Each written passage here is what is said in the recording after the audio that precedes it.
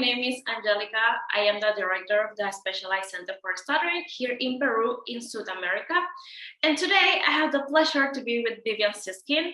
She's the director of the Siskin Stuttering Center. She's a clinical professor at the University of Maryland. And well, she is also known for their work in the avoidance reduction therapy for stuttering. But today we will talk about the social model applied in stuttering. So welcome, Vivian, and thank you for the. Hi, I'm glad to be here. Thank you. So, well, today, as I was saying, we will talk about the social model. And I would like to start with a general question, and is, what is the social model? Well, I'm going to start off with a general disclaimer and say that I am not an expert on the social model. I am certainly not an expert in disability studies, but I find that the therapy that I have been doing for most of my career aligns with the social model. And so as we begin to talk about the social model in areas not only for stuttering, but in autism and other differences, and neurodiversity has been a topic that people are talking about lately, I am resonating more and more with the social model in my own work and talking with others who resonate with it and beginning to actually convert some of my therapy in terms of the terminology that I'm using to be more in line with the social model. So I'll explain what it is. Basically, the medical model is contrasted with the social model, and the medical model places the disability with the individual in their body or their mind.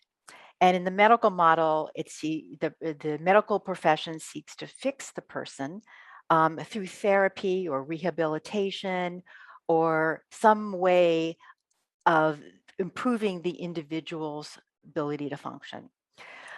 Those who can overcome the barriers and do not complain are celebrated.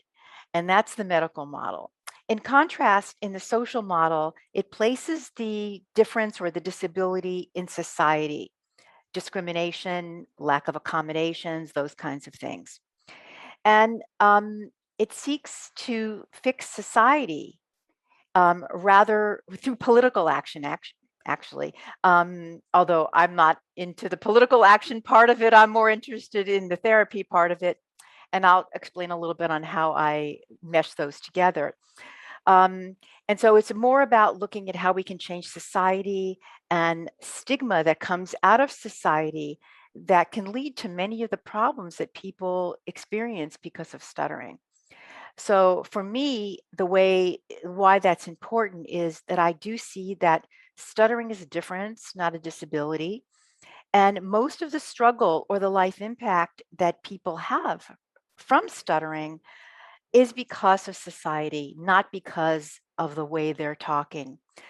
The struggle and the tension and the worry and the anxiety and the dread and the anticipation, all of those things actually are rooted in the idea that society looks down upon people who stutter, and there's lots of discrimination against people who stutter. So you want to hide it. And it's that hiding that leads to the problem of stuttering. Exactly. And now I would like to ask you, why do you think this is important for us that we work with people who stutter? I think it's important because the main, again, it's the main struggle in stuttering comes from trying to conform to a society that values fluent speaking over disfluent speaking. And because there is a stigma to being a person who stutters, the person grows up from a very, very early age trying to suppress and hide both their stuttering and the identity of being a person who stutters. And I think that the dual problems is trying to hide the stuttering and developing struggle behaviors in your speech, and then also hiding who you are, that identity piece, which leads to poor confidence as a speaker and the conflict in terms of showing or not showing that covert profile that many people try to assume is because they don't want to show themselves as a person who stutters. As clinicians, if we try to make somebody fluent to satisfy society's notion of what is the right way to talk, we are giving people false hopes that they can be fluent, whatever that means, and it's met with failure. And the tools and techniques that we often give people to sound more fluent end up actually not working. There's greater frustration and often more struggle in the end. Yes, exactly. This is very important because effective communication doesn't depend on the fluent techniques. Like there are a lot of things that can help people who stutter to communicate effectively. Speech techniques can help in some way, but as we always say, they're not perfect. It's Yeah. not like the techniques are going to make fluent or cure stuttering or things like that. Yeah. So yeah, definitely. I'm not a speech therapist. I always say this. I'm studying to be a speech therapist, but I am a psychologist. But well, different psychologists or speech therapists, it's important to have this thing in mind and have this understanding of what the social model is in contrast to the medical model to see how we are working on therapy. What are our goals in therapy? Yeah. And I think that going back just to the tools and techniques, even people who use tools and techniques well, they have to be conscious of them and they use them well. You're still losing a little bit of spontaneity and the joy of communication because you have to control your speech. And I honestly believe that the joy of communication, true communication, and that connection that you get in communication comes when you let go of that control. There is this important definition of what is stuttering is for us who stutter that said and Scott did, and it is this the sense of loss of control while talking, which is very important too, because one of the things that we work in therapy is with this sense of loss of control. So this is another important thing to know. Yeah. And it's confusing to a lot of people because, on one hand, the moment of disfluency, the moment of stuttering, is a feeling of loss of control. And the feeling of it's been depicted by the head in the sand idea that you're not aware of what's going on, and you're in a moment of panic to do anything to get the word out, use any kind of escape behavior or trick that you can to get the word out. Yet, even though that moment of stuttering is a moment of loss of control, and people who stutter are trying to gain control, from my perspective, if you can allow the loss of control and desensitize to it and embrace that loss of control, that's the only way that you won't be giving in to the need to escape. And Yes. so, on one hand, we don't want to have that loss of control, yet it's the thing that we it's the thing that we want to tolerate for long-term change. Yes, definitely. It's not like we need to gain control of this loss of control, but it's more in the way of we need to understand it. We need to can stay with it and to don't fight against it, because Yeah. a struggle leads to more a struggle. Yeah. So yeah, understanding what is going on, what is happening in that moment, and have this ability to stay with it and don't fight. It's Yeah. Yeah. anything to know too. Absolutely. And that's what it's about. It's about not fighting the moment of stuttering. Yeah. Yes. There's another thing that I also want to mention, and it's something you said on the Oxford conference, and it's about this dual message, this double message, that sometimes a lot of speech therapists or psychologists or any professional that work in this field have say or do. I mean, that this those things can happen. For example, there are some things that I have done, and after your presentation, I was like, I need to say this. And for example, there are very interesting things. One of the things that I found very thought provoking was this message of it's okay to feel fear. So let's do some voluntary stuttering to don't feel fear. Right. When I listened to that, I was like, whoa.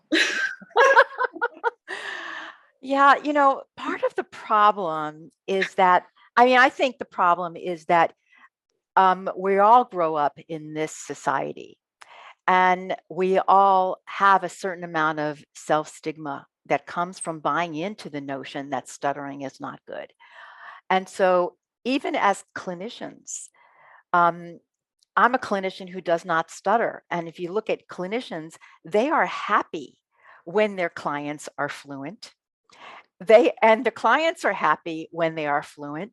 And so even though clinicians understand that stuttering is okay, that you cannot get rid of all of stuttering, you will have some disfluency in your speech, even though they know all of that logically, they're still happy when their client is fluent, and they can't help praising them for their fluency. And so we are creating we're creating this idea, this conflict in our clients, that everybody says it's okay now. This is the new thing. Some people have never heard it, but now it's okay.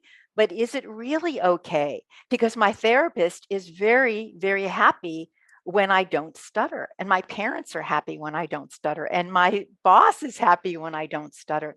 So these are some of the double messages.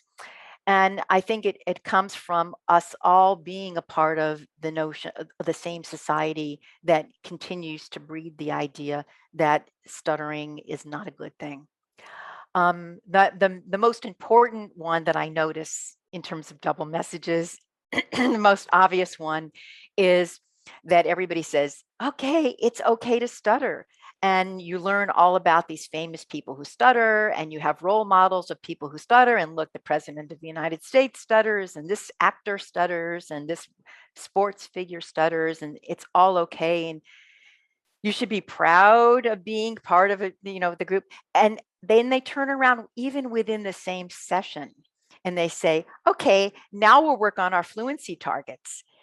And so really within 1 second, they flip over and they're telling them it's okay, but at the same time, they're praising them for their fluency. That was so good. I didn't hear any stuttering at all.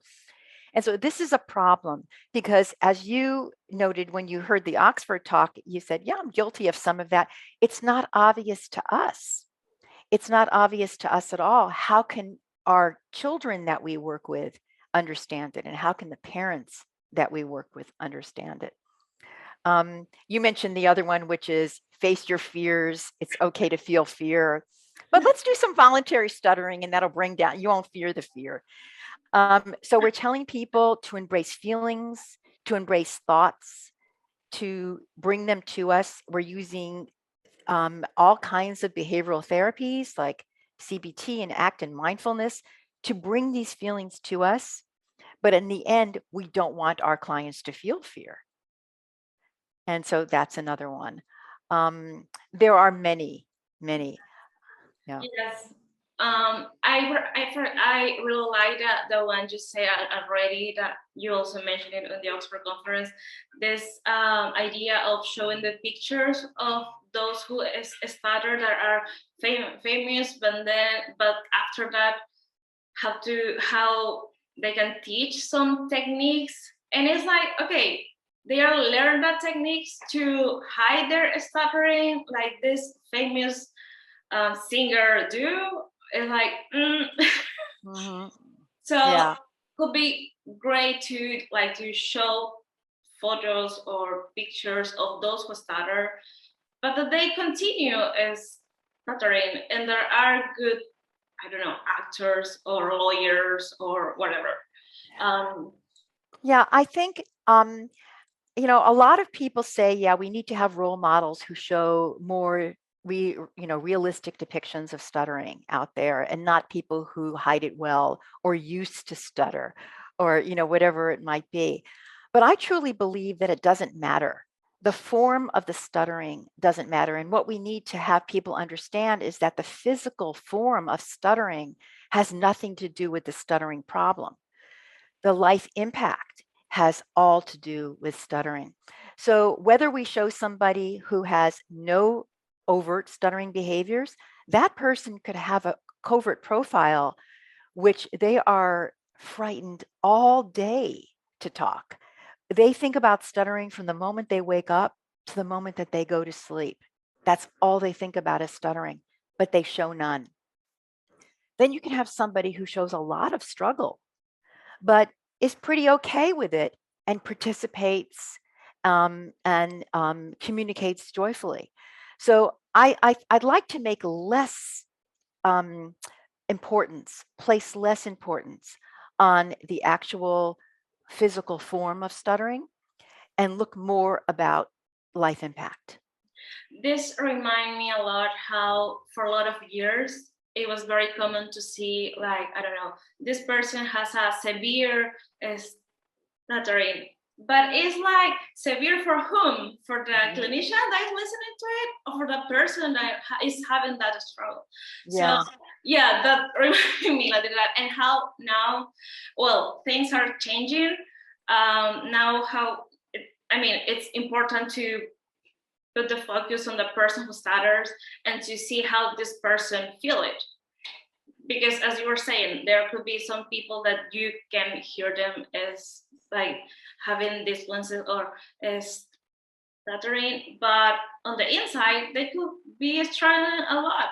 They could be feeling sad and a lot of similar emotions, and on the contrary happens too. So yeah, Yeah. It reminds me of clients who come to me, and at the end of the evaluation, they say, so tell me, am I mild, moderate, severe? I'm supposed to tell you? No, you tell me. So they're coming to find out if they're mild or severe. I think that's ironic, because I always say back to, I don't know. How much is it affecting you? I don't know what it is. Severity measures are things that I have trouble with from all perspectives. Um, even even life impact surveys don't really demonstrate the true severity of stuttering and how much it's impacting your life. So you have to consider a wide range of things. Yes, there are a lot of things changing. Like, for example, I remember too how it used to be very common to put some percentages of the influence and to say, okay, this person have 2 point something of influence, but it's like just in that moment, and that was very frustrating, because a lot of clients have this idea of, okay, I have a percentage of this, so I need to diminish this. But it's like, this is just a picture of the moment and can be not that useful now. Yeah. I like the way that you're bringing up the notion of frequency of stuttering, a frequency of disfluency of being not very relevant because it changes so much. The variability of stuttering is what stuttering is. But I think it is worthwhile looking at how somebody stutters.